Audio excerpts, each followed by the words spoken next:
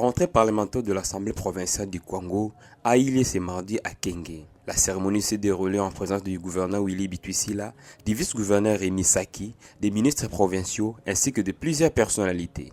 Dans son allocution d'ouverture, le président de l'organe délibérant, l'honorable André Massala Ikomba, a d'abord salué la mémoire du général de brigade Daniel Mwakumbuluku qui nous a quittés récemment.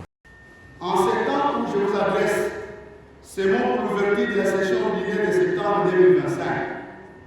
Ici, à vous signaler que la République démocratique du Congo en général et la province du Congo en particulier venaient de perdre les généraux de brigade, notre frère Daniel Mwakumbuluku, commandant de la 33e région militaire de forces armées de la République démocratique du Congo, qui était affecté à Ouvira dans le sud Kivu. Ainsi, tout en rendant grâce à Dieu, le Père Tout-Puissant, j'invite le vice-assemblée à se tenir debout, gardant une minute de silence en mémoire de notre voyant frère, le général Daniel Mwakumbuluku, qui a rendu des précieux et glorieux services à la nation et qui nous a quittés à Ouvira dans le sud Kivu. Il a ensuite réitéré l'engagement de l'Assemblée à accompagner le président de la République, Félix-Antoine Tshisekedi Tshilombo, dans sa vision pour les pays.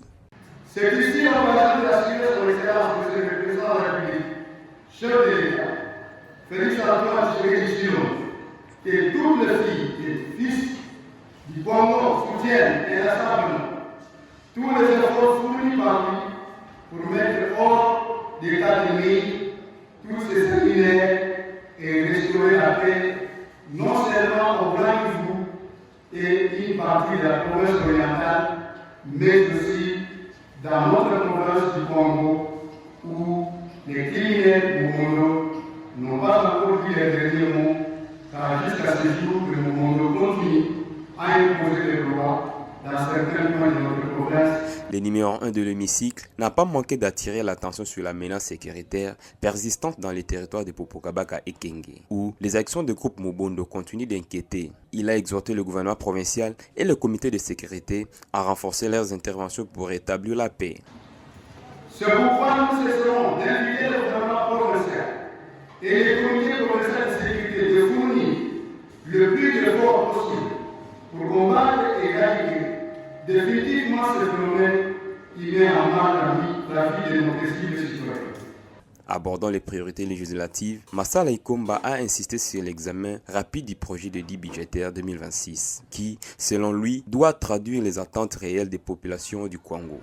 J'ai toujours souhaité que le projet de dit budgétaire à présenter à l'Assemblée provinciale soit réellement réaliste, car en soi, c'est les vrais devoirs par lesquels le gouvernement s'engage à transformer les aspirations du peuple congolais qui attend des solutions à ces multiples problèmes.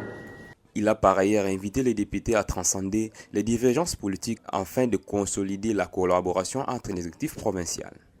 Je voudrais appeler à l'intention de tous que tous les députés provinciaux font un corps et nous avons tous aidé à ce que tout marche très bien dans notre province. Et cela ne sera possible que si chacun de nous y prend conscience et arrive à assumer ses responsabilités d'un représentant du peuple. Nous devons quitter la politique politicienne pour nous mettre objectivement au service de notre peuple qui nous a fait confiance pour nous retrouver ici. Sur les plans social et économique, il a évoqué l'état critique des routes des dessertes agricoles tout en saluant les initiatives du gouverneur visant à obtenir des solutions durables auprès des autorités nationales.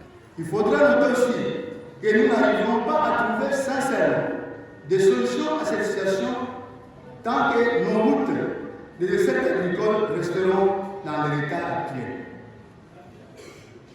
C'est ici le lieu de féliciter et d'encourager son excellence, M. le gouverneur de province, pour tous les contacts qui sont en train d'être pris par lui auprès des autorités de Kinshasa afin de trouver une solution, tant soit peu, à cette épineuse question de route et qui bloque le développement du Congo. Et nous espérons que ces autorités ont prêté oreille à cette plaidoyerie de son excellence, M. le gouverneur de province. Et là, je demande à tout le monde de l'applaudir. C'est dans une atmosphère de convivialité que le président de l'Assemblée provinciale a officiellement lancé les travaux de la session ordinaire de septembre 2025, qui est essentiellement budgétaire.